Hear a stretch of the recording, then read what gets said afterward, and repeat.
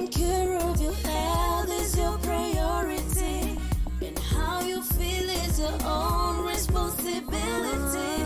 Usipoziba ufa, utajenga ukuta. So understanding the why behind the medical advice, connecting the medical dots, connecting the medical dots, the medical dots. Okay, so I know Sister Naomi is here today. Hi, Naomi. Hi guys, how are you? Good. We're good. We are happy to have you back on our channel today. Thank you. I'm happy to be here. Thank you. Yeah, and today is particularly special because you're not only here as Sister Naomi, you're here as Mama Naomi, and you're here as a nurse. Oh yeah. So that's very nice. Okay, I'm gonna let the kids introduce themselves. I'll begin with the youngest to the oldest. Who's younger, Gigi or Nello? Gigi. Okay, Gigi, go for it. Let us know, who are you? I'm Gigi and I'm 6 years old. I'm Nelson and I'm 8 years old. I'm Gabby and I'm 10 years old. I'm Tasha and I'm 11 years old. 11 years old. Awesome. What's funny, Gabby? Okay, so I understand you guys have questions. Is that right? Yeah. Okay, so who's gonna go first? Gigi. Okay, Gigi, go first. What's up? So my question is how does my body change? How will my body change when I get older? Good question. And I'm so glad you're thinking about these things. Yeah, Mama Gabby, you're doing a good job. Excellent.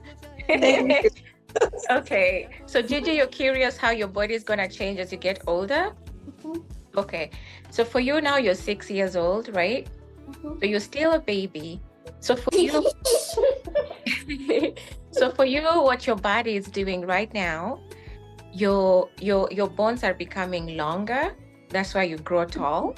Okay, your muscles are gaining more cells. So when God first created you, you are like one cell. And so those cells were dividing and dividing and dividing. And now you have billions of cells building you.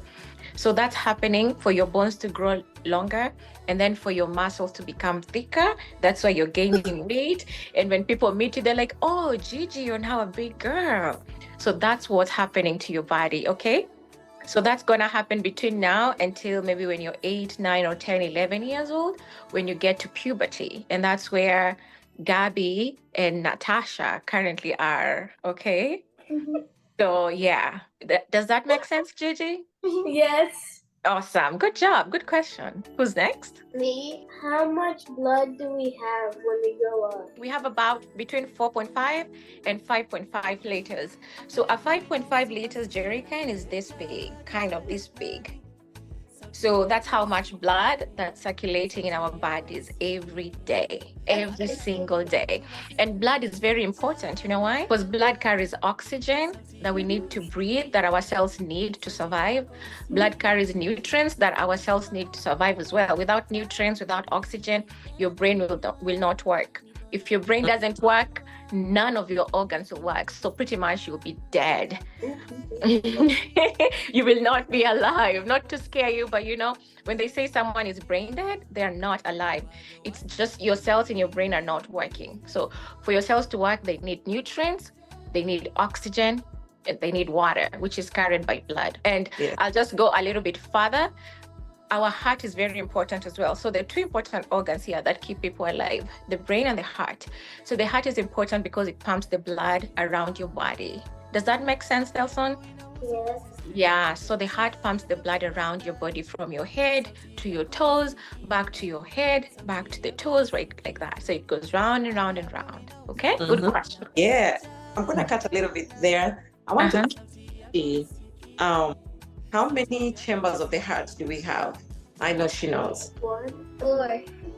4. Oh, good job. We have 4 chambers of the heart. Okay, we have 2 on the right side, 2, well, technically Bottom. top and bottom. Let's say that. Yeah, top and bottom. 2 at the bottom, 2 at the top. Okay, that's good job. So the top ones receive blood one receives blood from the body, the other one receives blood from the lungs. And then the bottom one pumps blood to the lungs, the other one pumps blood to the rest of the body. So in the lungs, that's where the blood goes to get oxygen, okay? And so when we breathe in, can everybody breathe in? 1, 2, 3, go. Oh, out. And what do we breathe in? What do we breathe in?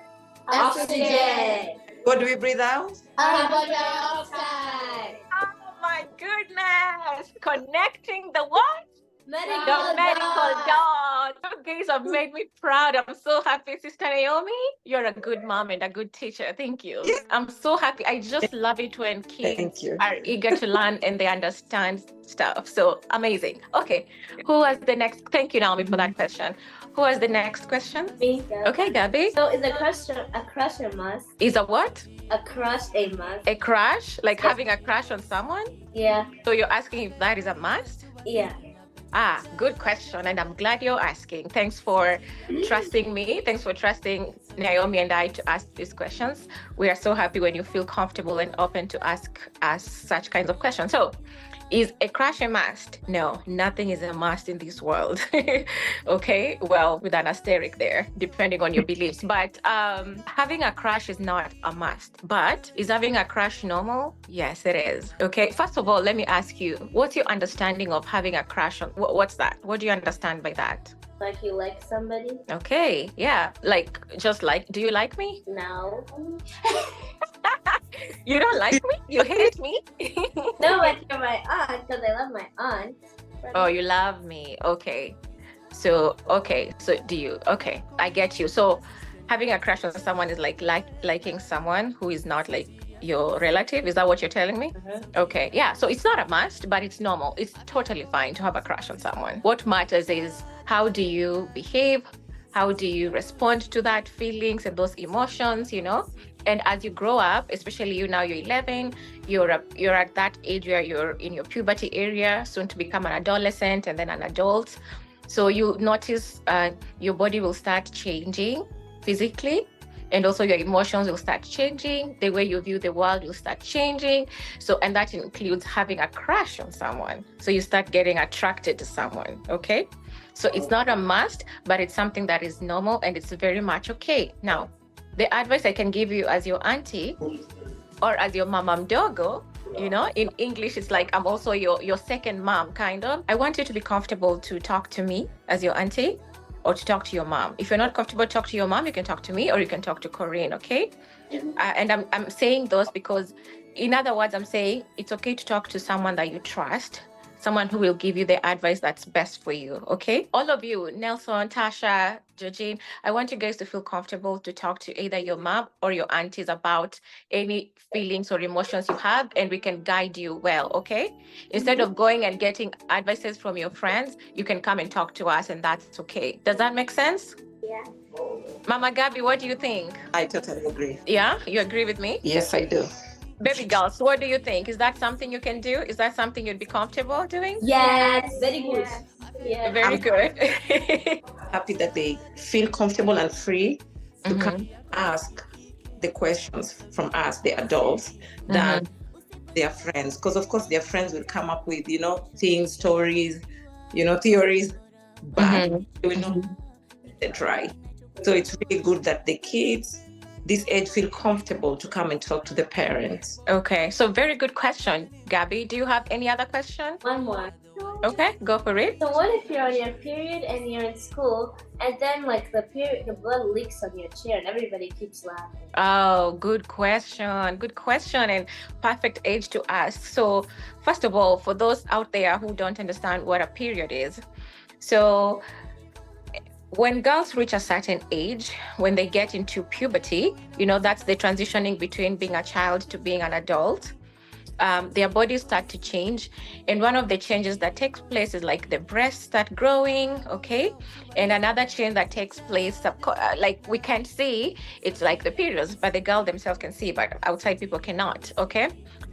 So when that happens, every month, girls like shed blood. And so Gabby, your question was number one, how should you react? How should a girl react if maybe at some point their period leaks and now it's visible and people start laughing? Okay. So the first thing I would say, first of all, take a deep breath.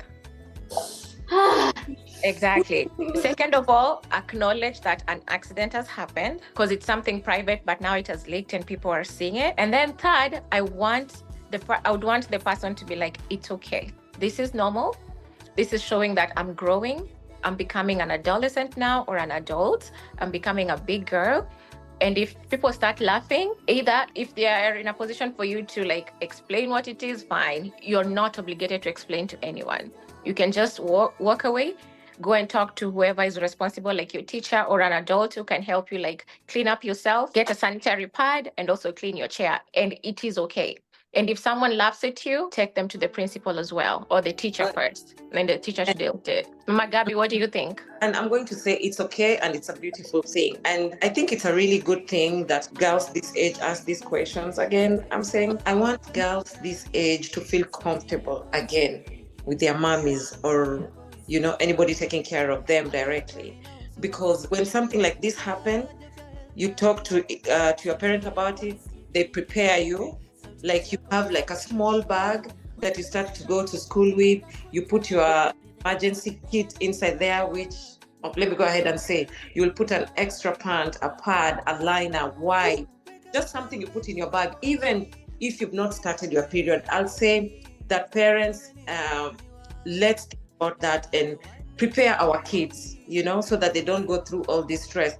And also to add on to people who laugh if an accident like that happens, I'll say don't feel bad, because remember, I always tell my girls, when somebody treats you bad, you don't have the problem. They are the problem. So if something like that happens, it's an accident that can happen to anybody. Don't feel bad. Just go directly to the school nurse or to the teacher that you're comfortable with, and you will get help for sure, 100%. What if the teacher tells me to go back to my seat? The teacher will never tell you that. You will tell the teacher what's going on. The teacher will listen to you. Yeah, and if the teacher doesn't listen, then you can ask to the next senior person, because they need to listen to you. If you have such a concerning issue, then they need to listen to you, because it's normal. Whether the teacher is female or male, by the time they're your teacher, what if it's a boy? Yeah, that's what I'm saying. Whether it's a girl teacher or a boy teacher, by the time they are your teachers, they should understand what it means to be in puberty, and they need to understand and they need to know that they are teaching kids whose bodies are changing. So in fact, they should be responsible for teaching you guys and for making it like it's normal, to help you understand, because it can be such a confusing time when your bodies start changing. So it's the responsibility of the adults in your life, including your teachers, to help you understand the changes that are happening in your body and to support you. Okay. Make sense? Awesome. Excellent questions, Gabby. Good job. Tasha? How do eggs in like our body turn into babies? How do eggs in our bodies turn into babies? Excellent, thoughtful question. So an egg, okay? So every woman is born with eggs. Scientifically, they're called ova. O-V-A. Say ova. Ovaries. Well, not ovaries. Ovaries. No, this is good. Ovaries are the organs that house the eggs. The eggs are called ova. O-V-A. Say O-V-A. Are they like the hanging thingies? So the hanging thing is, I'm gonna put a picture here. So the woman's body, the way it is, it's like a triangle.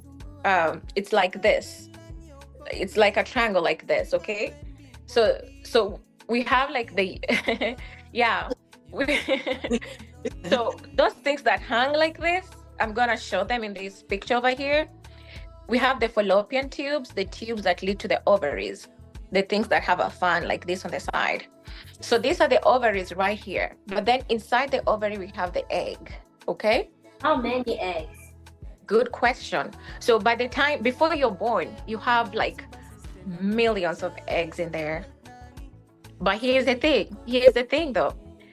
By the time you grow in the womb, and by the time you're born, women have around 400 eggs, if I'm not wrong. I will double check myself with that number. But what happens is, right now? Yes, every girl should have eggs right now. So what happens is when you get to around age 8, 9, 10, 11, 12, up to 15, every month we shed one egg, okay, in a process called ovulation, okay? So now we shed that every month. Now, when it comes to a time when a woman becomes pregnant, now when that egg changes into a baby, what happens is that egg becomes fertilized by a sperm. Okay? So women have eggs, males have sperms. Okay? Does that make sense, Tasha? You're following? Yeah.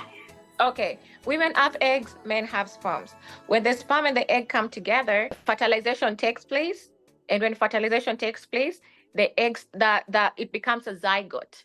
The zygote is, it's like egg plus sperm, zygote. Now the zygote starts dividing and becomes a baby. So Does that? the boys can have babies too? Bruh. Okay, no, boys cannot have babies. Well, boys cannot carry babies, but the woman can carry a baby because we have a womb. Okay? I know that's a little bit too complex, but does it answer your question, Tasha? Yes, yes ma'am. Yes. Okay, what's your understanding, Tasha? Let me know. What do you understand? How do eggs become babies? So like male have sperms and like women have like these like ovaries and like they mix up and like they make up babies. Yeah, so sperm, ovum, they mix up, they form something called a zygote, and then that zygote divides and divides and divides and becomes a baby. It's a complicated, long process. The more you grow, I will try and explain, okay, over and over until you get it, okay? But for now, that's the general answer to your question. Okay? I bet you're going to show us the picture. You know, you're smart. You're smart. And guess what? I should have brought something to show you a picture. So I'm gonna show you a picture, okay? Let me see if I can share my screen real quick. Just give me a second. Can you see that? Ouch. Can you see this? Yes, I can. Okay, so this is the egg from the female, from the girls, okay? This is the sperm. It comes from men, okay? From boys, okay? And so what happens when the egg and the sperm mix, they form a zygote, okay? But how did they mix? Wait, let me finish first, then I'll answer that question, okay? They form a zygote. And then the zygote divides into many cells, become an embryo, and then the embryo becomes the baby. So it's a long process that shows you the powerfulness, the omnipotence of God. God is the only one who can enable this to happen like this. No human being can. It's amazing how this happens, right? Okay? Yeah. So Gabby, there are so many ways in which the egg can come together with the sperm. And that we can talk about that on another day, okay? But for now, just to answer Natasha's question, how does the egg become a baby? The egg becomes a baby by combining with the sperm to form a zygote. The zygote divides and differentiates and becomes a baby. Okay? And all this process happens in a woman's body. Can we see a picture of like the ovaries? Can you see a picture of the ovaries? Yes, ma'am. Are you able to see my screen? Yes. What are you seeing now? Choo-choo. You're seeing what? I'm seeing choo-choo. This one? Choo-choo. Is that what you're calling choo-choo? Yes. Okay, so this is the female. This is how the female reproductive system looks. Okay, we have the choo-choo there, whatever you're calling choo-choo.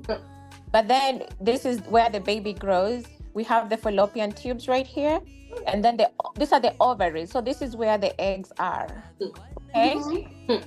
Okay, the ova right here. So every month the ova travels from here, goes all the way through the tube, goes down, goes down, goes down through a process called ovulation. Okay. And then every month, so this layer of the uterus is shaped in the form of a period. That's why girls have periods, and then it comes out. It's like tissue from the uterus, but it's red. That's why we just say it's blood. Okay, but it goes out that way.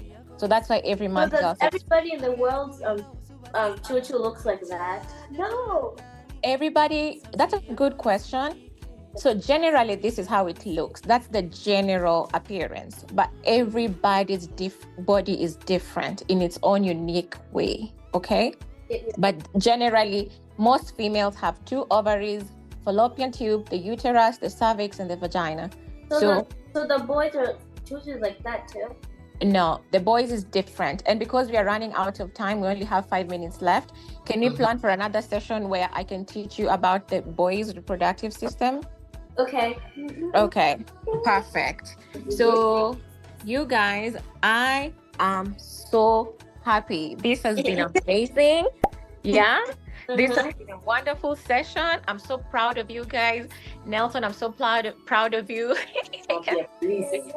Yeah.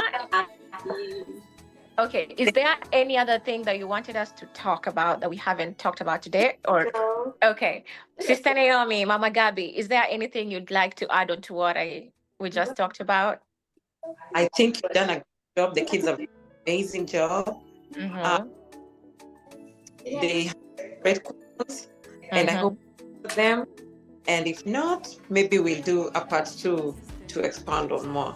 But like I said, I just want kids this age or preteens to feel comfortable. I'm saying again, to talk to the parents. And for parents, if parents are watching, get that, I don't know what name to give. What name should we give that emergency bag for girls? I know. What? I have that bag in my bag, so I think it's purity bag. Oh my god. Period bag?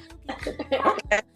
Naomi, hey, that's a great idea. And Naomi, why not start a period bag and start selling to us and to parents? Good idea. Good idea. Yes. Emergency stuff in there, and we'll be comfortable. Okay? Yeah. And Naomi, one question, Gigi, just a second. Naomi, I think since you've made a period bag for Gabby, would it be okay for you to show us a video like of what's inside there? I can show. Okay, Gabby, you can show us, and if you don't mind, I can link it to this video so other parents can see like an example of a period bag. Okay, I'll get it. Not now, Mama, later. Now Let's just finish this video, and then later you and Mommy will create a video showing like how you created the period bag, and we can use that to advise other women how to, to prepare the kids for like periods and menses. Oh, why me? Okay, Georgine, did you have a question? Like, I have one more question. So, like, when you have your periods, like, you need a medicine, like, will you get sick? Oh my goodness, baby girl, that's an excellent question. Okay, so first of all, having a period is not being sick. It's a natural process. But to answer your question, some people do get sick. Gabby, sit up. To answer your question, some people do get sick when they're having their periods. Okay, Why? they have pain, because sometimes when your body is expelling that tissue, the red tissue that comes out during menses, when your uterus has to contract, and sometimes when that happens, it's painful. Okay. And also, because during your period your hormones are changing here and there, you can become moody, you feel irritable, it's like you're angry or you're happy. It just depends. So depending on how someone feels, your doctor, either your pediatrician, your primary care provider, or your gynecologist, they can advise you on what to do when the time comes. Okay. But that's an excellent question. Yeah. So let's say you guys start your periods. Whenever you do start your periods and you start feeling sick, don't feel ashamed to ask for help. Okay. You can just talk to Mommy. I'm sorry. Do boys have periods? Boys don't have periods because they don't have a uterus. Okay. That's why we are unique. That's why we love being a woman. Gabby, I've seen you with a book. Can you show us the book? Let's see. So I also want the parents to get some of this book to understand more about periods. It's called Let me see. The Girl's Body Book. I love it. Thanks for sharing with us. I'm gonna link it here. Then where are they gonna buy it? That's my question. In Amazon, anywhere, bookstore, library, or anywhere. Then tell them that. All right. Okay, guys. Bye. Okay, guys. Bye. Okay, say subscribe to this channel. Subscribe to Media's channel. Fix the small problems. Don't let them grow. We don't let it go.